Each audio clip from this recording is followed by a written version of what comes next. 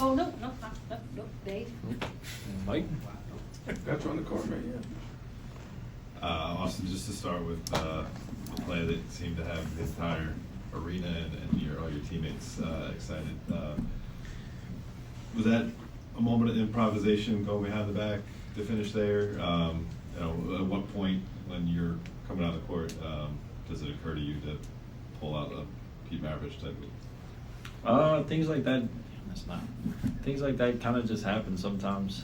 It's not like I was just sitting there thinking about it as I ran up the floor. And I thought it was a good opportunity to, put the ball in a position that Rozier couldn't, get to it. And thought it should have been an and one, but I don't want to speak about that. But no, I play the game, kind of, free flowing, loose, and kind of just let the game, whatever happened, happen. Kobe.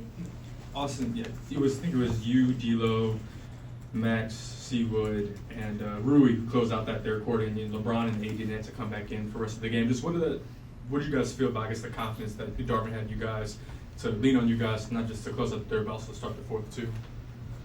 Anytime we can give Brown and AD a rest, they do so much for our team every night is good. And, thought with those five on the court, we were playing good basketball, we were making the right play, defense was competing. Seawood was, I don't know how many rebounds he had, I'm not quick enough to look, but, he had, a lot of, possessions where he was fighting in the post, on shots and getting his, hand on rebounds, and I don't know if they give them to him, but, those are big plays for us to, he might not get the rebound but someone else, and we just played good as a unit and gave those guys, some time to, relax. Austin, do you know who Pete Maravich is? Come on. I'm just checking to be sure, man. What's it like to have AD behind you guys on defense? What does that mean for this defense? It's a good feeling to know. You can be a little more aggressive on ball, knowing that, even if he doesn't block the shot, he's going to alter it. And, I remember, messing around with him in practice. We were doing a one-on-one drill, and I asked him to guard me, and I shot a jump shot from about 17 feet. I got a lot of space. It was a good shot for me, and he blocked it from, I think, the block. So I understand everybody's pain when they, go try to finish around him, because it's not easy. Mike? As you get to this next stretch, what do you think is most important about finding the cohesion with the lineups and the rotations that have, understandably, with all the different injuries on a given night, been there and just, okay, are you switching? Are you dropping the big? All of that stuff. What do you think is the most important part for you guys to try to crystallize? I think for the most part, it's figuring out really what we want our identity to be. At this point, we would like to, 100% know, but it's hard because, we've not had a full roster. Guys have been in and out. But to really figure out, what we want to do as a team. I feel like we can be so, versatile that sometimes it might hurt us a little bit.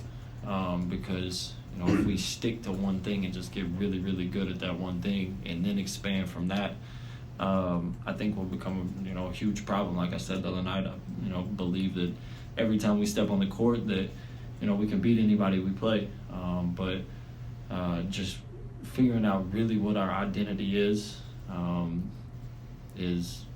my opinion, the main thing, because we can be so good when we figure that out. Last two. Everybody getting sick. It's 30. In that third quarter, that's when things really opened up. Team scored 41 points. Was that third quarter how you view this team finding success moving forward? Yeah, starting quarters better is obviously a good thing. You want to start quarters really good to, give the team momentum.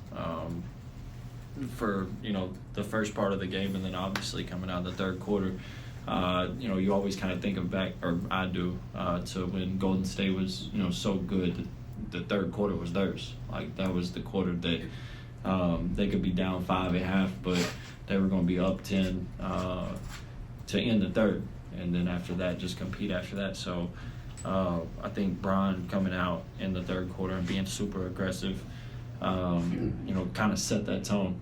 And, you know, everybody after that, obviously AD's being AD, and everybody after that is, you know, kind of just, you know, follows that lead.